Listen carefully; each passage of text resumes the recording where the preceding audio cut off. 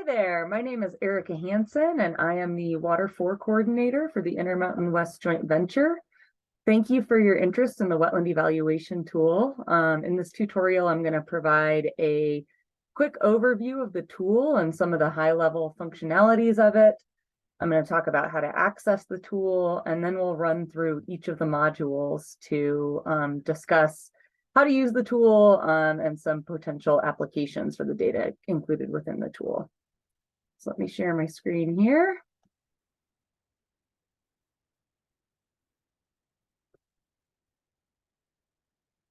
All right, so there's my contact information. If you have questions about the wetland evaluation tool, once you start to dig into things, I would encourage you to send me an email. I'm always happy to hop on Zoom and run through things or discuss any questions you might have.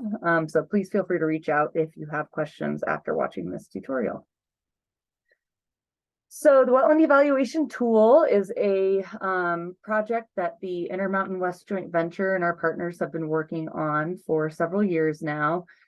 And the tool at its core shows changes to surface water over space and time. The tool is built in Google Earth Engine, and this is a screenshot of what that tool looks like when you open it up. So we'll get into the tool in a minute and click around and look at some of the uses, but this is sort of the general interface. It is built on a surface water module, and then there are some other data components that are derived from that surface water piece, which I'll talk about in just a minute. So the three modules included within the tool, as I mentioned, are this surface water component, and this just shows where surface water is over space and time. A hydro period module that shows how long areas are flooded for within a given year, so the duration of flooding within a year. And then resilience, which shows long-term wetting and drying trends over time. So the surface water monitoring module can be really useful for looking at changes in flooded acreages.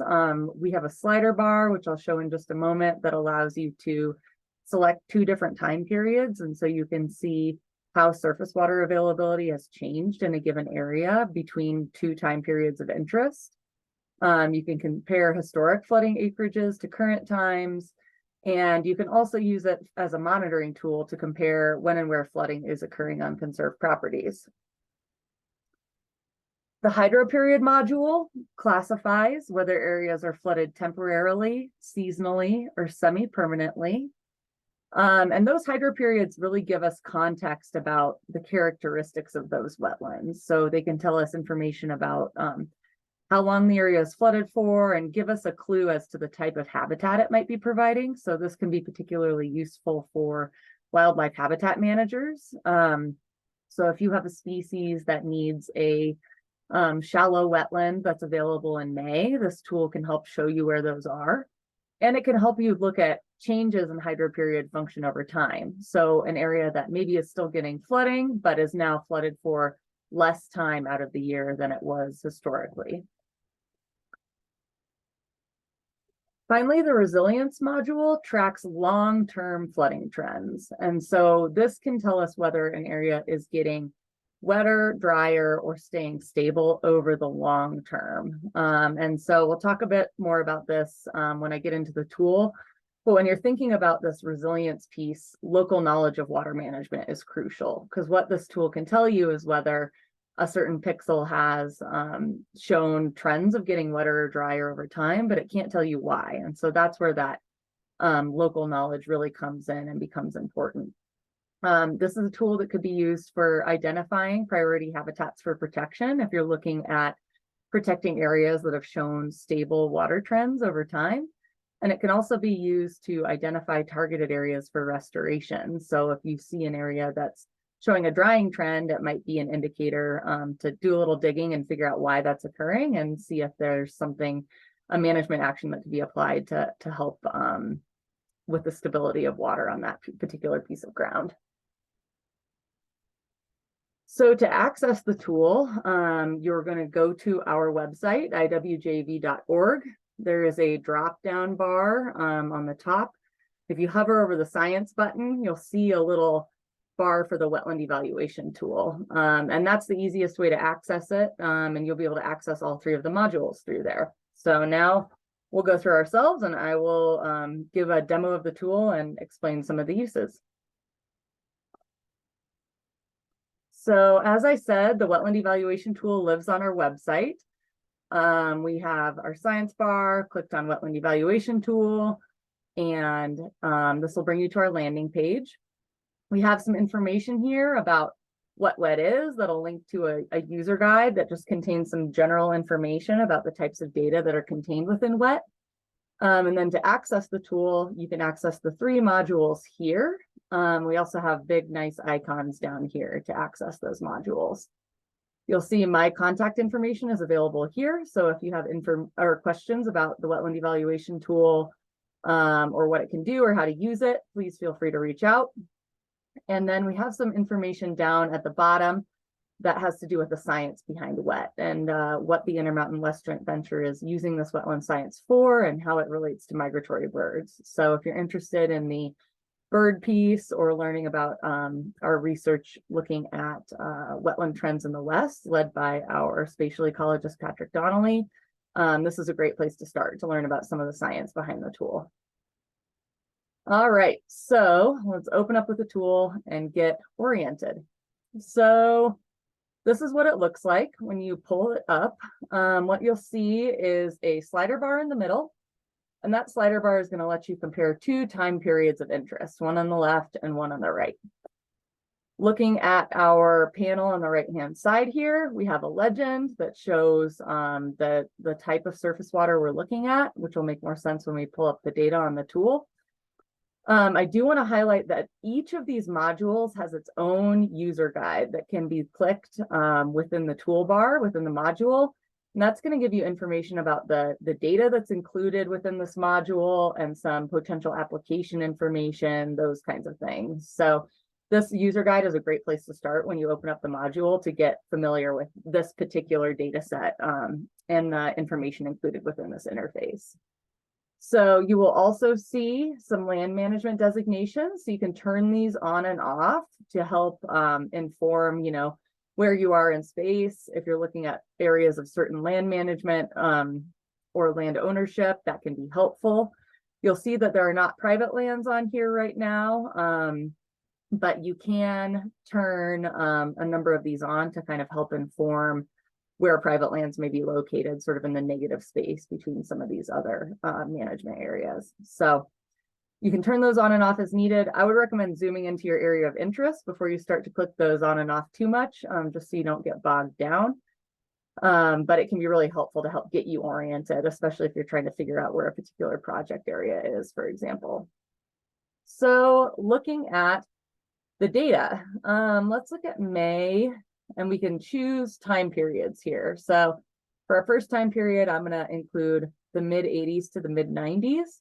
You'll see our older data in the tool within the surface water module is binned into 10-year increments. And that is because it gives us better information, dealing with some of the less reliable historical imagery. And so binning it in this way makes sure that we are providing really good data when we're sharing this information.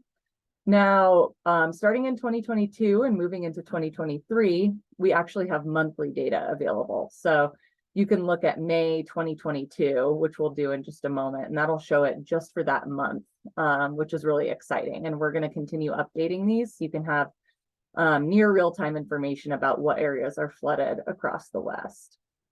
But for now, we'll start with this historic data. It can be really useful for comparing where water historically was on the landscape during that time period. And then we're going to choose, say, 2015 to 2022 on our right side. You'll see that the footprint of WET is all 11 Western states. So you can use the tool for any acreage within those 11 Western states. I'm going to zoom into the Great Salt Lake just to highlight some, striking surface water changes for discussion purposes, but you could do this anywhere you want, any area of interest, any area that you're working on projects. So we can use the slider bar. We're going to look at the Great Salt Lake, and we're going to visualize differences between these 2 time periods. So Already visually, you can see that the Great Salt Lake underwent some pretty striking changes in terms of how full it was in between these two time periods. So that visualization can be really helpful. But you can also, I want to highlight, actually choose geometry and be able to measure the changes in that acreage. So what I'm going to do is a rectangle just because it's easy, but know that you can also custom draw a polygon, and we can even select a wildlife refuge, which I'll show you in just a moment. But start with a rectangle. I'm going to draw one around the Great Salt Lake here, hit run.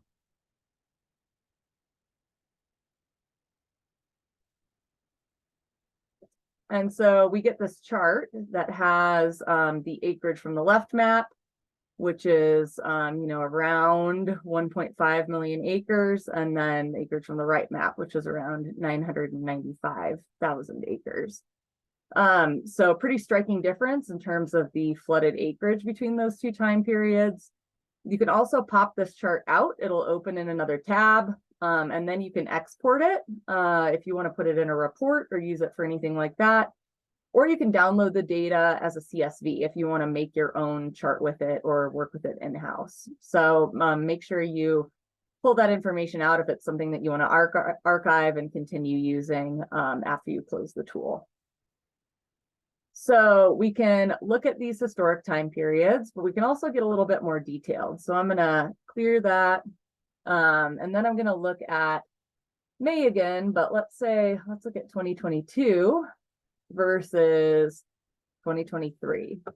And that's because these 2 years have pretty striking differences in terms of what water was doing on the Wasatch Front. So it's a pretty good example of how this monthly data that we're adding can be really useful for looking at what's happening on the ground in near real time. So again, we've got May 2022, May 2023. We want to make sure we're comparing apples to apples. So I got May on both sides of my chart here, and we can slide back and forth. So you can see that there's significantly more flooding in May 2023 because of the really high snowpack year in the Wasatch and the great precip they've been getting. So we can compare that. And I do want to also highlight, I'm going to just zoom in more detail here, that this newer data is higher resolution than the 10-year bins. So you'll see this is the 10-year bins, but the newer data is actually at a 10-meter resolution, and the older data is at a 30-meter resolution. So this newer monthly data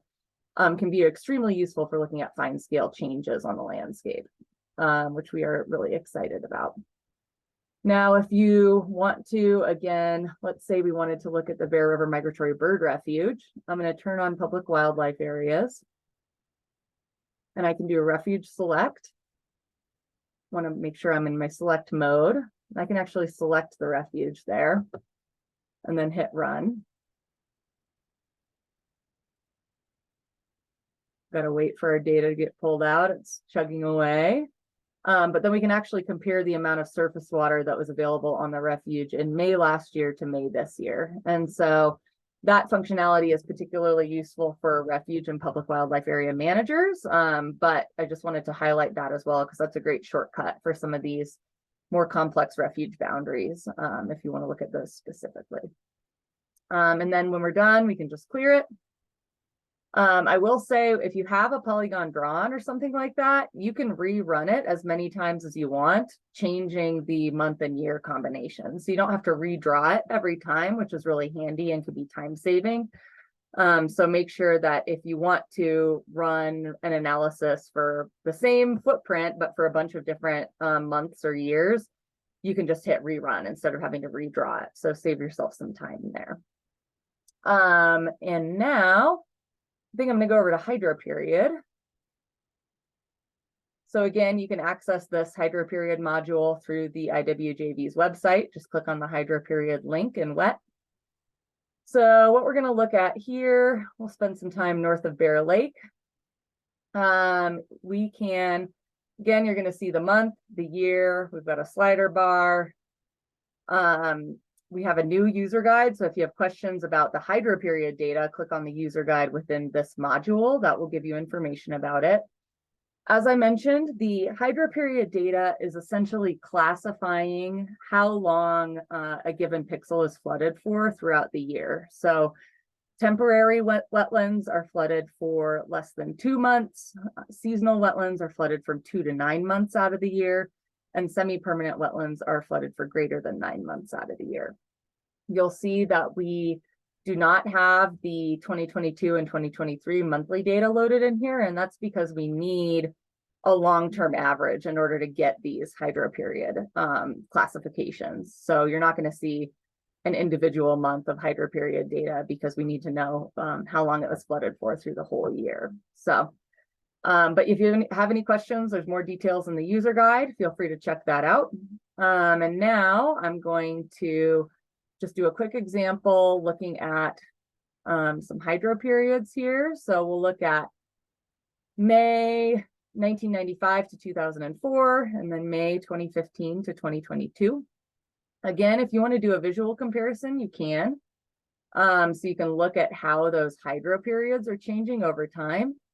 So again, when the hydroperiod is changing, you know, that might indicate that an area is flooded for a little longer, a little shorter, and it's also showing the changing wetland footprint. So an area that wasn't flooded in, you know, the mid 90s to 2004 might now be flooded, or vice versa. So this is showing that comparison between these two time periods.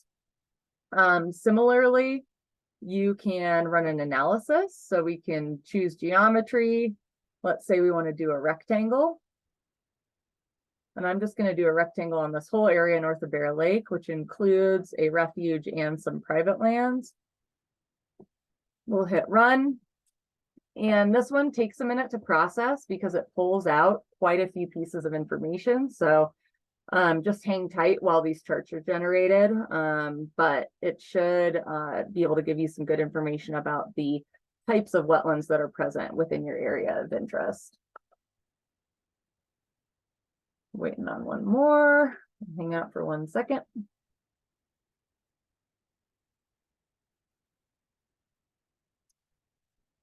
While that's getting going, I'll just get you started here. So what we're seeing here is there we go. For the left map, the acreage of temporary, seasonal, and semi-permanent wetlands within our rectangle. So for this left map time period, so that's 1995 to 2004, we had about 5,400 acres of temporary wetlands, almost 19,000 acres of seasonal wetlands, and you know, almost 10,000 acres of semi-permanent wetlands. And then here, the next chart down is showing the acreages for our right map. So you can pop both these out. Again, you can export the data as a CSV if you want to visualize them in a different way. But this can show you comparisons between these two time periods in terms of what's happening with our different wetland hydro periods. So in 95 to 2004, in May, we had almost 19,000 acres of seasonal wetlands. And then in our more recent time period, we had about 16,000 acres. So we've seen a decrease in seasonal wetlands overall. One thing I want to point out is that the scales on these charts are dynamic, and they're going to scale to whatever the acreage is. And so if you have a really dramatic difference between your left map and your right map, these scales might actually be different. Like this could go up to 40,000, for example, instead of 20,000. So they're not set to be the same. So that's one thing you want to just be paying attention to when you're comparing these. Make sure that you're paying attention to the scales and make sure the scales are the same, or if they're not the same, that you're aware of it as you're doing your interpretation of this information.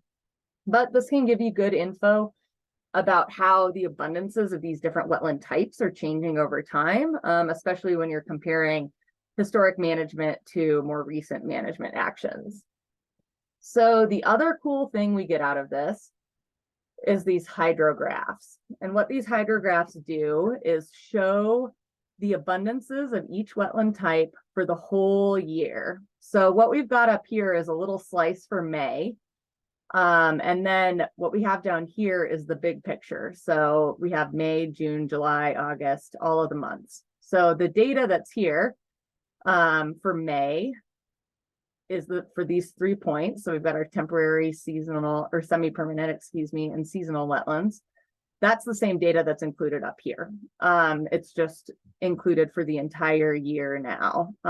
So this can be a really great way at looking at how the abundance of your different wetland types is changing over time. So I would encourage, especially wildlife managers who are interested in the availability of particular wetland habitats at certain times of the year, these can be really helpful. And so if you are, say, working with a species that's going to be migrating through your area in March, for example, and it needs seasonal wetlands, you're able to know if what the trend is, excuse me, between these 2 time periods in terms of that habitat availability. So you know whether the abundance of that habitat in March is going down or up, or whether it's getting maybe delayed and is bumped to the next month. These charts can give you that kind of information. So a lot of really useful applications here. I do want to highlight that bringing that local knowledge as to why some of the changes might be occurring between these 2 hydrographs can be really important. So definitely bring your local knowledge and your understanding of what is happening with water management in your area, and use that to give context to this. But these hydrographs can be really helpful, especially if you're trying to understand how the availability of different wetland types is changing throughout the year, or across 2 time periods. Again, this module allows you to draw a rectangle. You could also draw a polygon if you wanted to be more specific, and analyze it for the polygon, or we could choose just the refuge as well, the Bear Lake National Wildlife Refuge in this case. So we would hit select that refuge, and then we could hit run, and it would give us just the outputs for that refuge boundary that's shown in red. So this can be extremely useful for folks who are thinking about the types of habitat that are provided by these wetlands. So I'd encourage you to pull up those hydrograph charts and take a look for your areas of interest, and feel free to reach out to us if you have any questions. Okay, finally, we're going to look at the resilience module. Excuse me. And so what you have here, you'll notice we don't have a slider bar, and that is because this resilience module is giving us information about long-term trends. And so we're looking at trends that are across longer time periods than just 10-year gaps. So this is looking at trends over the full time period from 84 to 2022. So really, really long term. It shows you whether an area is trending wetter, stable, or drier over time. I do want to highlight that, you know, there's a lot of variation within this really long time period, right? So you might have had times where it was wetter and times where it was drier. This is looking at things overall.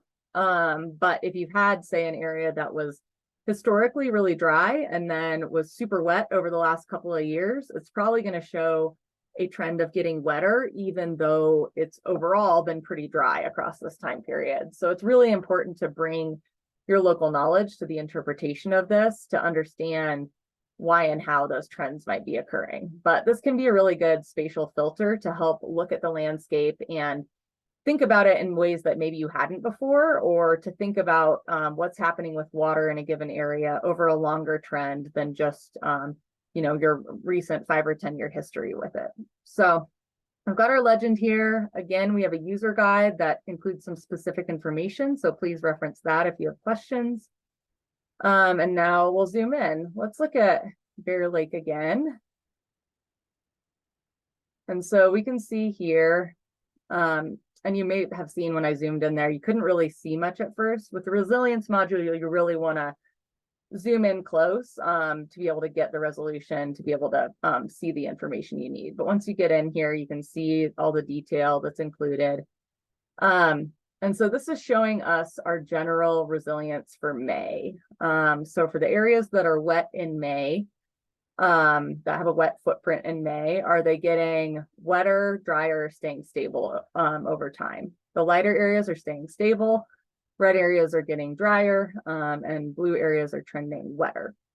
So this can be really useful information in terms of conservation planning. So if you're looking to prioritize conservation actions on areas that have shown stable water trends over time, this can be really helpful. Or if you're trying to identify areas for restoration where you think a management action may be able to re-wet an area that's shown a drying trend, this can be a great tool for that.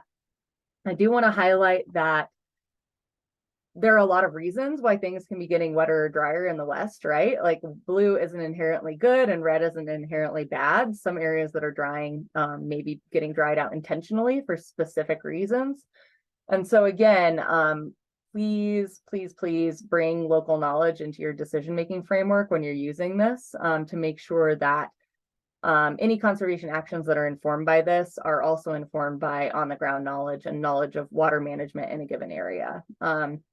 I also want to recognize that there's a whole framework for water management that is not reflected in this in terms of water rights and appropriations and how water can be moved across the landscape.